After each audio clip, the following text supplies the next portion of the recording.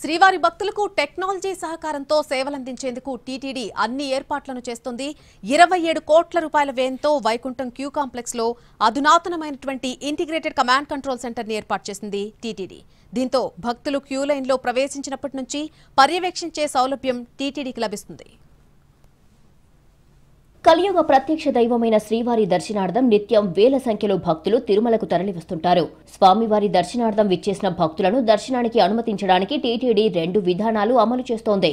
ఒకటి, ముందస్తుగా దర్శన టోకెన్ జారీ చేస్తే కేటాయించిన సమయానికి క్యూ లైన్ కు చేరుకుంటే దర్శనానికి అనుమతించడం జరుగుతుంది.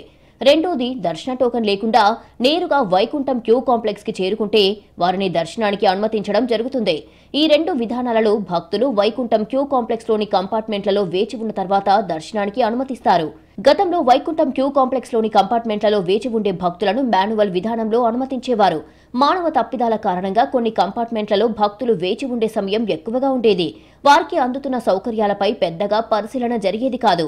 దీంతో ఏఐ టెక్నాలజీని వినియోగించే కంపార్ట్మెంట్లలో వేచి ఉండే భక్తులకు మెరుగైన సేవలందించేందుకు టీటీడీ అదనపు ఈవో వెంకయ్య చౌదరి చొరవతో 28 కోట్ల రూపాయల వ్యయంతో అధునాతనమైన ఇంటిగ్రేటెడ్ కమాండ్ కంట్రోల్ సెంటర్ ఏర్పాటు చేశారు ఎన్ఆర్ఐ భక్తులు. పూర్తిగా దాతల సహకారంతో ఈ డాష్ బోర్డు ఏర్పాటయ్యింది. వైకుంఠం క్యూ కాంప్లెక్స్ లో ఏర్పాటు చేసిన ఇంటిగ్రేటెడ్ కమాండ్ కంట్రోల్ సెంటర్ కి టీటీడీ పరిధిలో ఉన్న 3000 సీసీ కెమెరాలను అనుసంధానం చేశారు. త్వరలోనే గోగర్భం డ్యాం నుంచి వైకుంఠం క్యూ కాంప్లెక్స్ వరకు ఉన్న ప్రాంతాల్లో మరో 250 సీసీ కెమెరాలు ఏర్పాటు చేయనున్నారు. దీంతో అలిపిరి నుంచే భక్తుల కదలికలపై టీటీడీకి పూర్తి స్థాయిలో సమాచారం ఉంటుంది. ఇక భక్తుడు క్యూ లైన్లోకి ప్రవేశించడం మొదలుకొని పర్యవేక్షించే సౌలభ్యం టీటీడీకి లభిస్తుంది. కంపార్ట్మెంట్లలోకి చేరుకున్న భక్తుడు ఎంత సమయంగా వేచి ఉన్నాడు, ఏ కంపార్ట్మెంట్లో భక్తులను ముందస్తుగా దర్శనానికి వదలాలి అన్నది డాష్ బోర్డు ద్వారా అధికారులు సులభతరంగా గుర్తించవచ్చు.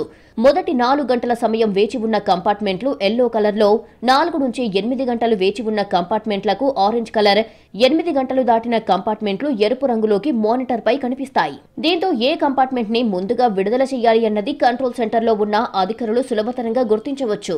మరోవైపు కంపార్ట్మెంట్లలో వేచి ఉన్న భక్తులకు అన్న ప్రసాదం వితరణ సమయానుకూలంగా జరుగుతుందా లేదా అన్నది డాష్ బోర్డు నుంచే పరిశీలించవచ్చు. వైకుంఠం క్యూ కాంప్లెక్స్ లో ఉన్న మొత్తం 62 కంపార్ట్మెంట్లలో ఉన్న భక్తుల పరిస్థితిని కమాండ్ కంట్రోల్ సెంటర్ నుంచి పరిశీలించవచ్చు. దీంతో క్యూ లైన్ మేనేజ్మెంట్ టీటీడీకి సులభతరం కానుంది. మరోవైపు ఫేస్ రికగ్నైజేషన్ కెమెరాల ద్వారా అనుమానితులను సులభతరంగా గుర్తించే అవకాశం లభిస్తుంది. ఇక నిషేధిత వస్తువులను కూడా అధునాతనమైన కెమెరాల ద్వారా గుర్తించే అవకాశాలను టీటీడీ పరిశీలిస్తోంది. భవిష్యత్తులో ట్రాఫిక్ నియంత్రణ కూడా ఇక్కడి నుంచే పర్యవేక్షించేలా టీటీడీ ప్రయత్నాలు చేస్తోంది. మొత్తంగా ఇంటిగ్రేటెడ్ కమాండ్ కంట్రోల్ సెంటర్ ద్వారా భక్తులకు సులభతరంగా సేవలు అందనున్నాయి.